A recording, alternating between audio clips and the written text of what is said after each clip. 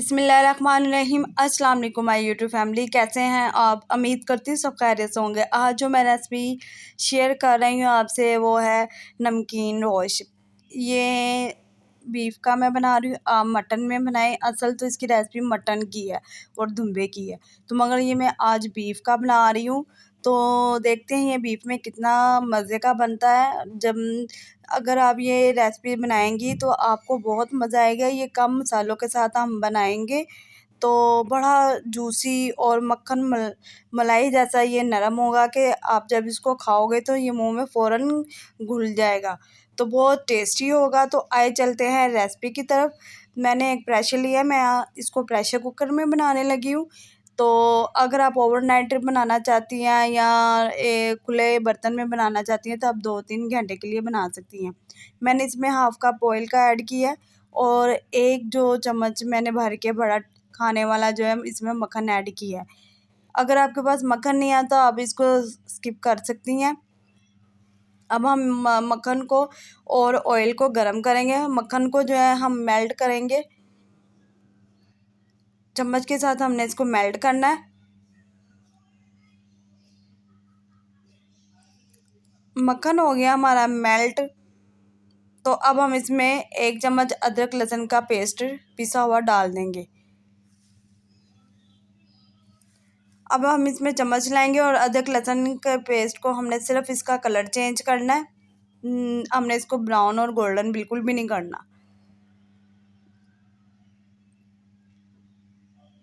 1 से 2 मिनट लगेंगे। अदरक लहसुन का पेस्ट का जो कलर है वो चेंज हो गया है। तो मैंने जिस तरह बीफ के जो गोश्त लिया उसके इस तरह बड़े बड़े पीसेस करवा लिए हैं। ये 2 kg मेरा गोश्त है। साथ इसमें मैं थोड़ी सी फ़ैट भी ली है, क्योंकि आपको पता है कि रोश में थोड़ी फ़ैट होती है। तो अब हम इसको चम्मच चला के इसको भूनेंगे। जस्ट हमने इसका कलर चेंज करना है ताकि जो इसमें जो स्मेल है ना इसकी ख़त्म हो जाए। हमने इसको अच्छी तरह से इसकी भुनाई करनी है। ये आपको पता है कि ये केपीकी का ट्रेडिशनल फूड है, ये रेसिपी है, वो बहुत शौक़ से ये लोग खाते हैं। मगर ये कम मसालों के साथ इतनी टेस्टी और इतनी मज़े की होती है कि आप कहेंगे कि हम बार बार इसी को ही खाई जाएं। अब हम इसमें 1 चम्मच नमक ऐड करेंगे।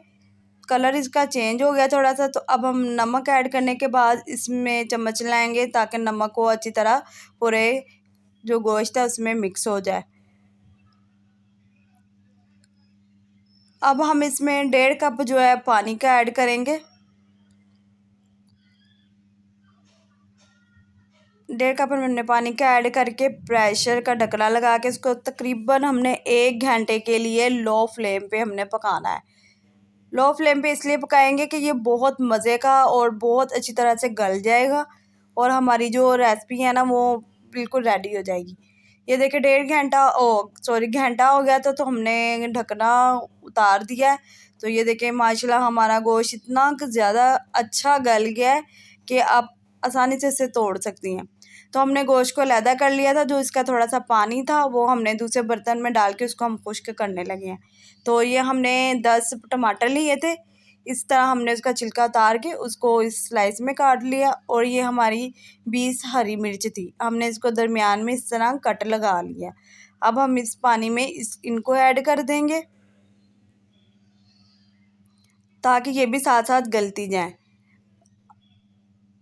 अब हम इसमें चम्मच लाएंगे, इसको हम गल लें ताकि इसको पकाएंगे। तो आपको ये रेसिपी बहुत अच्छी लगेगी, तो पूरी वीडियो देखिएगा, स्किप मत कीजिएगा।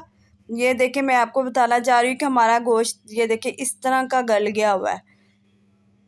तो जो इसका एक्स्ट्रा पानी था वो हम इसको यानी कि खुश्क कर रहे हैं। ये इसका पानी खुश्क हो गया, टमाटर भी गल गए हैं। तो अब हमने जो गोश्त एक प्लेट में निकाल लिया हुआ था वो वापस कढ़ाई में ऐड कर देंगे। लास्ट में हम इसमें 1/2 टीस्पून जो है ना काली मिर्च का पीसी हुआ का ऐड कर देंगे, क्योंकि हमने ग्रीन मिर्च डाली हुई है इसलिए उसमें मिर्च का भी टेस्ट होगा। इस रेसिपी में बहुत कम जो स्पाइसेस है यूज़ होंगे। ये कम स्पाइसेस यूज़ करने के बावजूद ये इतनी मज़े की बनेगी, इतनी टेस्टी बनेगी कि आपका दिल चाहेगा कि हम बार बार यही बनाते जाएं। और आपके ससुराल वाले, आपके घर वाले सब बहुत खुश होंगे आपसे कि आपने बहुत अच्छी और ओरिजिनल ये रेसिपी बनाई है। अब हम इसमें चम्मच थोड़ा सा चलाएंगे। ये देखें हमारा गोश्त बिल्कुल गल गया हुआ है। ये देखिए टूटा नहीं है, इतना अच्छा गला हुआ है कि आप खुद कहेंगे कि आपके घर वाले कहेंगे कि खाने का मज़ा आ गया। अब हम लास्ट में इसमें जो हरा धनिया वो ऐड कर देंगे। अब हमने एक प्लेट में सर्व कर लिया और ये देखें इस तरह हम नवाले के साथ इसको तोड़ेंगे तो ये इजीली टूट जाएगा और ये इस तरह इंतहाई मज़े का होगा कि आपको खाने का मज़ा आ जाएगा।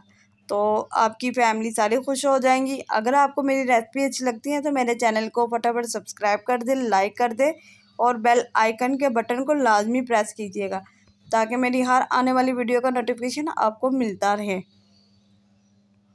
इसकी लुक चेक करें, इसका कलर चेक करें और देखने में ही इतनी मज़े की लग रही है और खाने में कितनी मज़े की होगी। ये आपको पता है कि पेशावर की मशहूर जो है रेसिपी है, वो लोग ये ज़्यादा शौक से खाते हैं और बहुत मज़े की होती है। आप ये जब कढ़ाई खाएंगी दूसरी कढ़ाई को भूल जाएंगी। और मुझे नेक्स्ट वीडियो के लिए इजाज़त दीजिए। अल्लाह हाफ़िज़।